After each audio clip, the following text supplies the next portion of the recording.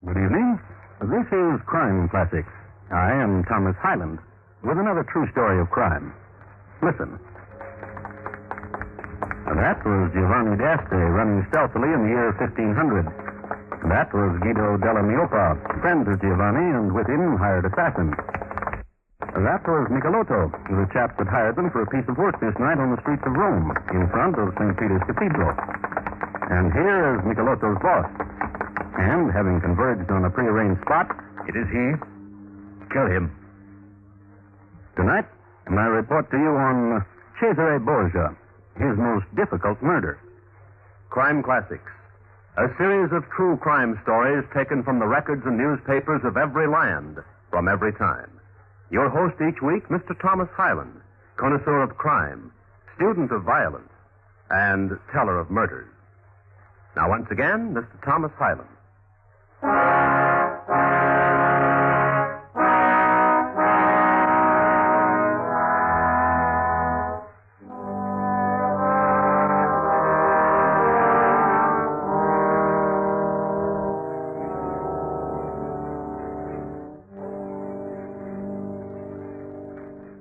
They dressed well in those days, and no wonder.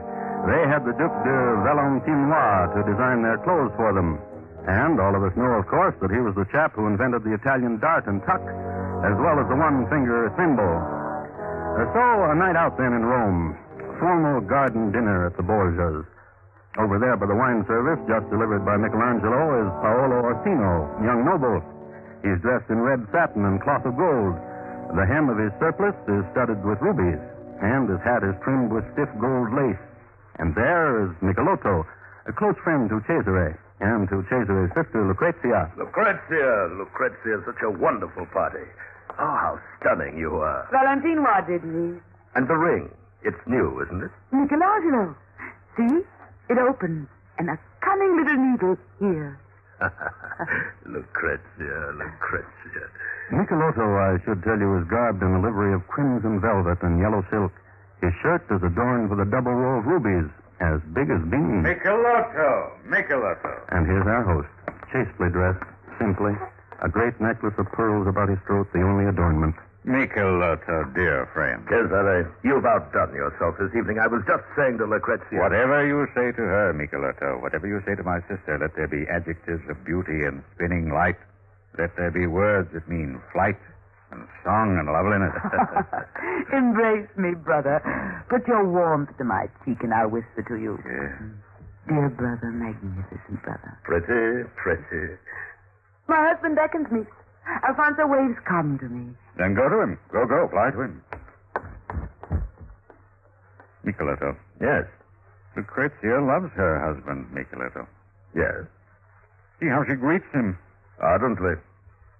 Michelotto. Say it. He does the world no good. I was searching for the very sentence. And you have found it. Yes, he does the world no good. He, Alfonso, being nephew to the King of Naples, I thought he would be useful.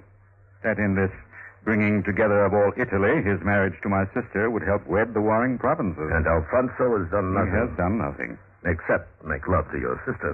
Except that. See there? She has not released him from his greetings yet. I cannot look upon it. Listen. What? This worthless man, this Alfonso of Aragon. What of him? Aragon blood is red. Deep red, and spills nobly. Dear friend. Dear friend.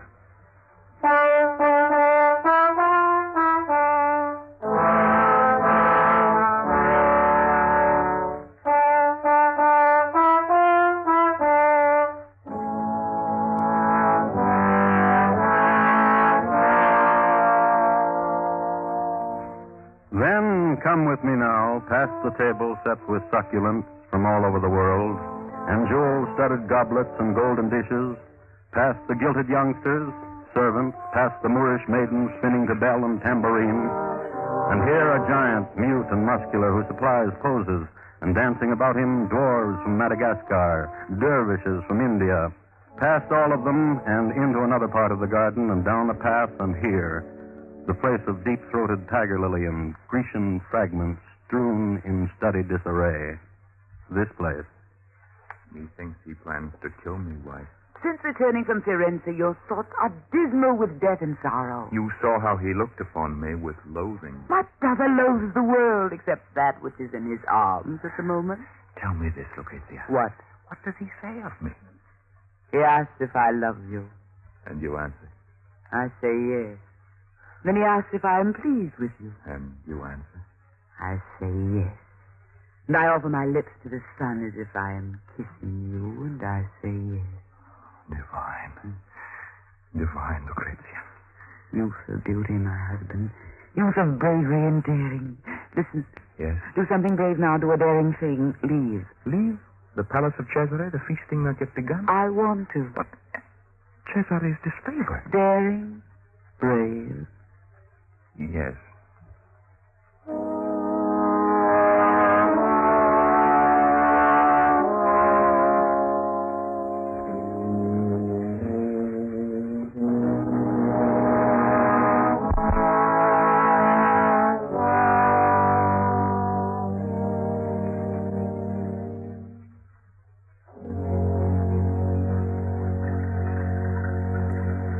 Lucrezia? Lucrezia? Oh, there you are, sister. Good morning to you. And to you, brother Cesare. Your handmaiden said you spend the morning by the fountains, and that you spend it sadly. Why?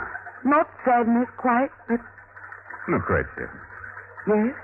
Last night I had a spectacle prepared for you. A spectacle of fireworks and Arabian steed and a troop of Arabian maids and a magician from Samarkand. And I was not there. And you were not there, nor your husband. The moment of my present sadness started then, and I left. Tell me of it. My husband thinks you look upon him with loathing. Oh? He said to me he thinks you wish him dead. Oh. Now tell me true. You are my sister. Tell me true, Cesare. You are my sister and you love a man, therefore I cannot think evil of him. Even though he could make an alliance for you with Naples through his uncle and does not, and so Naples is still a thorn that scratches cruelly your ambition. I do not think in such a way, sister. Liar. Liar, then. So believe what you wish. Believe that your husband will live or that he will perish. Believe what you wish. Dear Cesare, Yes? do something, dear Cesare, to prove to my husband your esteem for him.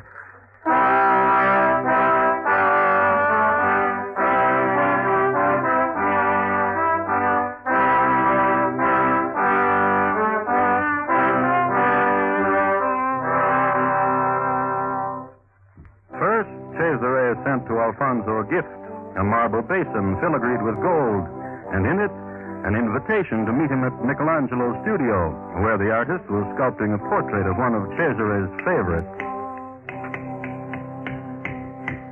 See how a master chisels stone into beauty, good Alfonso. To marvel. To marvel? The artistry or the lady? I did not notice the lady, for your sister fills my eyes ever, at all times. Pretty. Pretty. Come. And see here, this salt cellar Michelangelo makes for the Vatican. And this design for a catapult. I am not stupid, brother-in-law. Why did you bid me here? Surely not to enjoy the artistry of Michelangelo, for all Rome knows of it and praises it. Why did you summon me here? Here among these jewels of the world, I offer you another jewel, Alfonso. My friendship. And proof of it. What proof? If you have the courage to accept it. Say on. A bullfight, then. Let us offer ourselves to that sport, to the horns of the bull, each for some turn. And when one is in jeopardy, the other will save him. What say you, Alfonso? I say well said. Then you will do it. I will do it. Wait, then. These are better. Farewell. And Michelangelo, my farewell to you. Gold for your cold day's pleasure. Farewell.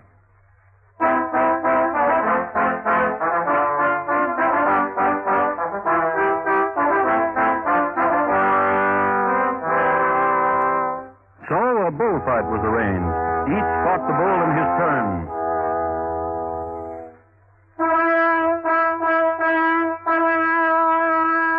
And when the bull had Cesare in a precarious position, Alfonso ran out, waved a red cloak and distracted the bull, and then bravely slew the beast.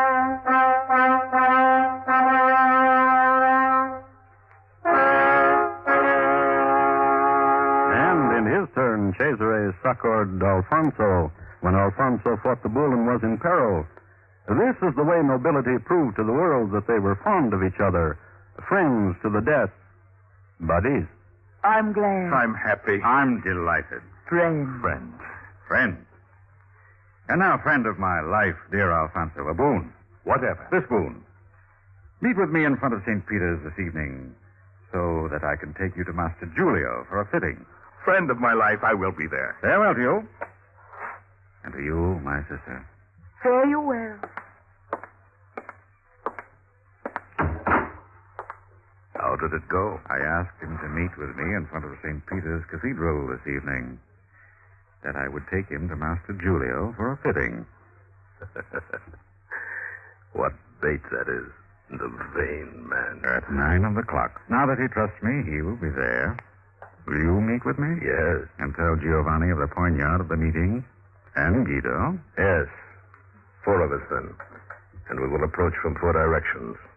Each of us masked so as not to be identified. You remember Francesco well, I see. Yes.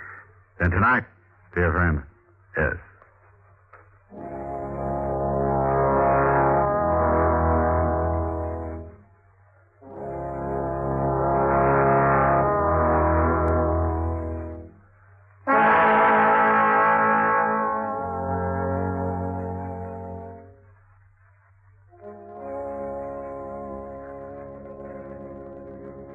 And that night, as the bell of St. Peter's was tolling 9 of the clock, from the east, Giovanni d'Este of the poignard. From the west, Guido della Miopa of the dagger. From the north, Michelotto. And from the south... It is he. Kill him. Varlets. No. No.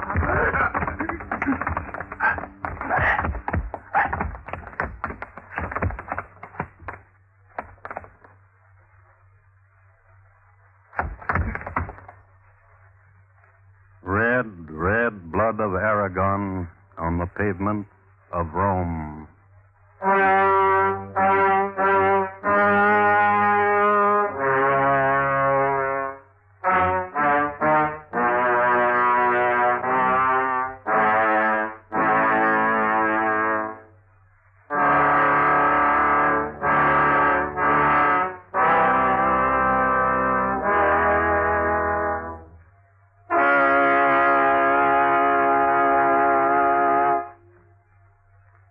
Listening to Crime Classics and your host, Thomas Hyland, and his report to you on Cesare Borgia, his most difficult murder.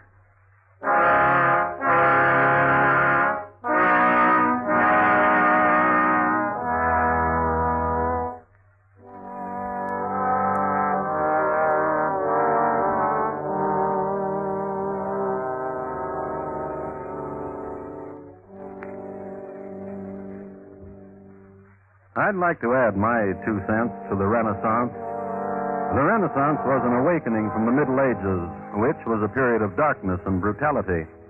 And now, the Renaissance, and this is my observation, did indeed bring back the humanities, but it also refined brutality. In other words, inhumanities and tortures were made more exquisite, called progress. So, against this background of new light, ornate fashionings in stone and ores, brilliant artistry, the city of Rome, which in the year 1500 was held in sway by the folk who lived on the hill, the Borgias. They lived on a hill and in a grand castle. And in this grand castle was a large and vaulted room. And in this large and vaulted room, casting startling shadow, Cesare Borgia. Your Excellency Cesare. Up, Paolo, and say what? Dark and terrible deed this night. Oh, darkness, what deed? From the stoop of St. Peter's, blood ran blasphemy on to murder. Murder? Of your own. Who? Husband to your sister. Oh, what cold shudder these words caused my body to hold. Say what has happened. Masked strangers attacked him with poignard and knife, and there they left him stuck. And he is dead. No. No. Not quite. But you said murder. Which it will be at any moment. The doctors say each breath he draws may be his last. But he is not dead. He will be. Come, if you wish it, and sob upon my shoulder. Excellent. Come. Wait. Wait now. Come. Sob out your heart, Cesare. So I can say to Rome, your heart welled up in despair. Silent tears are also... Oh, Cesare. Oh, Paolo. Is there something here I interrupt, or am I welcome? Grief always welcomes companionship. Come grieve with me, Michelato. Alas, but what is the sorrow? Tell him, Paolo. This night of assassins and blood, and the dying of Alfonso of Aragon. But he is not yet dead. Not yet dead? But he will be, a certainty. Now we must ponder, then. Who would have cause to want such a noble's death? Masks they were. His uncle. Yes. His uncle, Francesco Gazella. Yes. Yes? Francesco Gazella, brother to his mother, who once told his friends, you remember, of a dream he had, how he slew Alfonso. I remember. Oh, yes. Then wake Francesco Gazella, Paolo. Then wake the headsman. Let justice be done. Amen. Amen.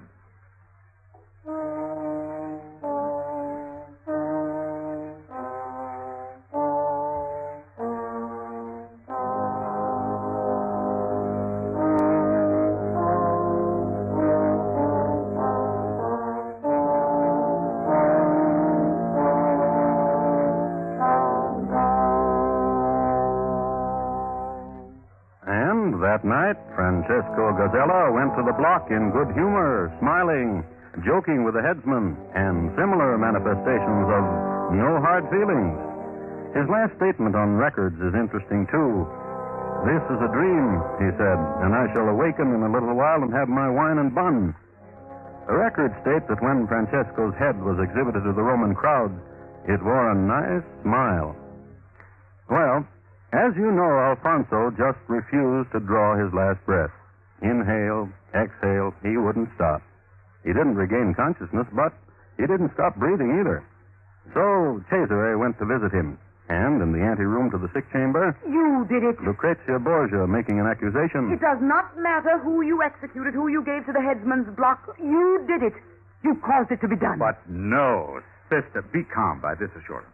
I had nothing to do with the stabbing of your husband. Treachery, villainy, vile deed. I sobbed on Paolo's shoulder when I heard the news. Do not present me with a whimper, Cesare. I am your sister Lucrezia. I know you well. And I know what has happened, this farce of the bull ring, to beguile Rome that you favored Alfonso. Then they could not point a finger and say you had him slain. If I wanted his death, why have I come to him to lend my tears to his pillow? Tears without warmth. Bitter tears of sorrow and despair, chill tears because there is death in them, a small death of me at his dying. I go to him. And I wish you to guard my husband from you.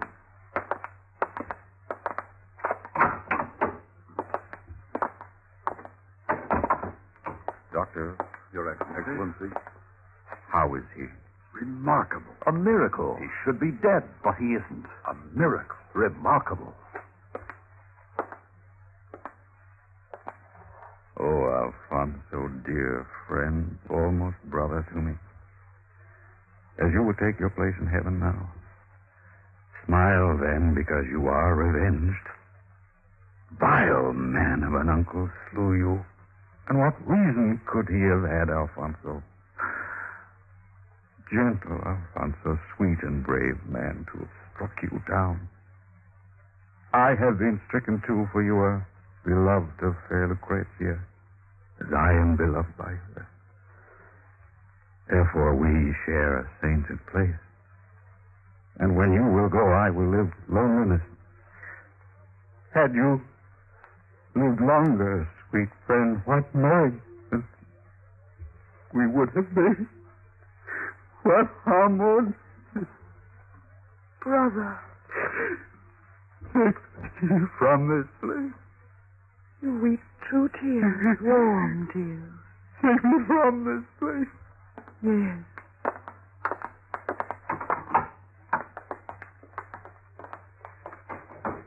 Physician? Yes, physician. A tear, Cesare, splashed upon my sleeve. Look. A true tear. A jewel of a tear. You think Cesare wants this one alive? He wept, I saw it. Do you think we should try to save this, Alfonso? If it would please Cesare. I think it would. Pass the potion, physician. And a flagon of ointment from Caucasia. And what of the pearls dissolved in Vecchio wine? Good, good. And the crushed scorpion? Good, good. You apply then, physician, and I will recite the phrases I learned in the cartoon. I want you to.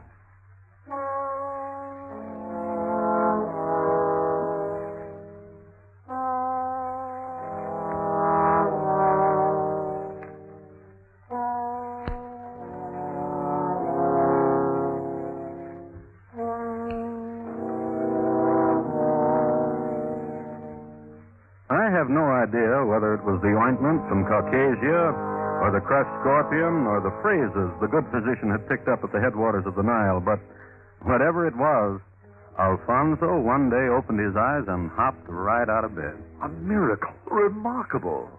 How do you feel? I am alive again. Alive again. Many stab wounds, scars. I am alive again. Alive again, alive again. Reward me. I gave you Vecchio wine. And I whispered in your ear strange and marvelous phrases. Reward me. Doctors, friends, both of you shall be rewarded.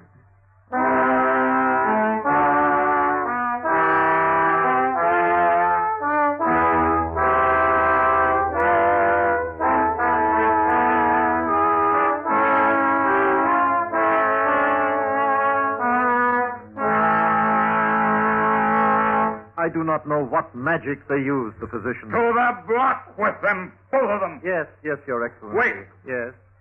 Have them take poison instead. Therefore, I can explain their deaths as a sour stomach. But how can I explain their heads? Wit. Exquisitely spoken, Fair Cesare. What assassins do you draw to you, Michelotto, that they strike 50 blows and kill not? Get rid of this one. Go, Paolo. Do my bid. Have the physician... Drink poison. Mm-hmm. Go. I posed a question, Michelotto. What assassin... You joined us, and you struck him as well as we. Yes. I must tell you something. What? The court notices the travail on your face now that Alfonso lives. They laughed behind your back. Who knocks? Your sister, Lucrezia, no? Give her entrance, Michelotto.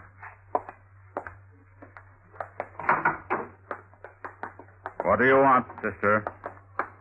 Your frown is as deep as mine. What do you want? To tell you that I am weary. Weary. Of pretense of Alfonso. He is well again. You should exult. He is a dodderer and a fool and weakling. Now, a puny babe to be tended. I am weary of it. Oh. I love him no more. Come to me, sister. Weep upon my shoulder for your lost love. Yes. Always to you. Yes. Should I go away, Cesare? There are scholars in Pisa to regale you for a month, sister. Go there. So that I need not see it done nor hear of it too loud. Go. Then come back to me, renewed. Gentle sister. Brother. Gentle Lucrezia. Gentle Michelotto.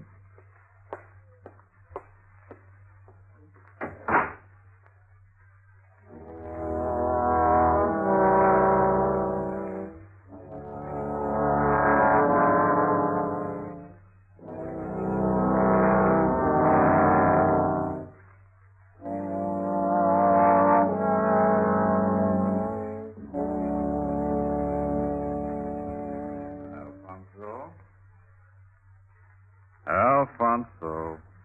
Wake. Now wake, good Alfonso, What? and look upon death. An emotion not to be taken in sleep, Alfonso. No. Oh, good, Michelotto. Muscular friend, how your sinews make a dance. Ghostly dance. Oh, see the pose of you, Michelotto. Classic pose. Ha, ha, ha. Oh, see. is dead. Take certain of it. Take my poignard. Yes.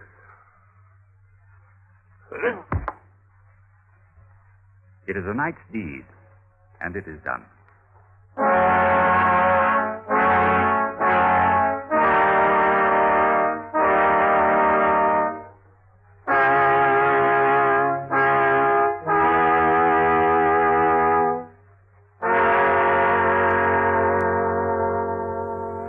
The next day, Cesare journeyed to Pisa. Here, he and Lucrezia sat at the feet of scholars and drank deep the wine of knowledge.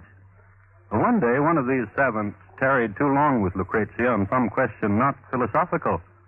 That afternoon, the fellow fell down dead from drinking deep the wine of Cesare, one of a series of a lot of fellows who dropped down dead before Cesare himself did, a long time later on a battlefield in Spain. Later still, Lucrezia died in a convent. Ah, those Borgias.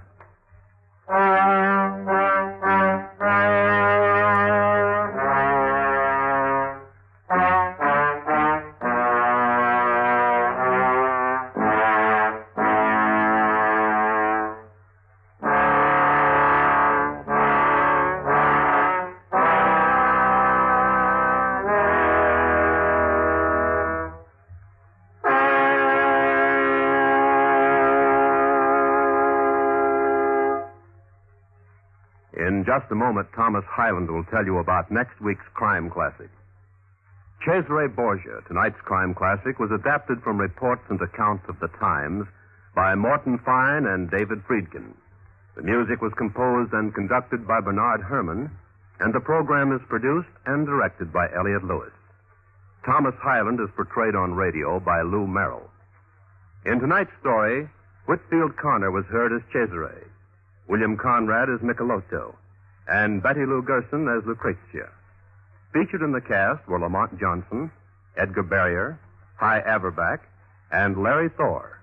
Bob Lamont speaking. And here again is Thomas Hyland. Next week, Rutland, Vermont, in the year 1850.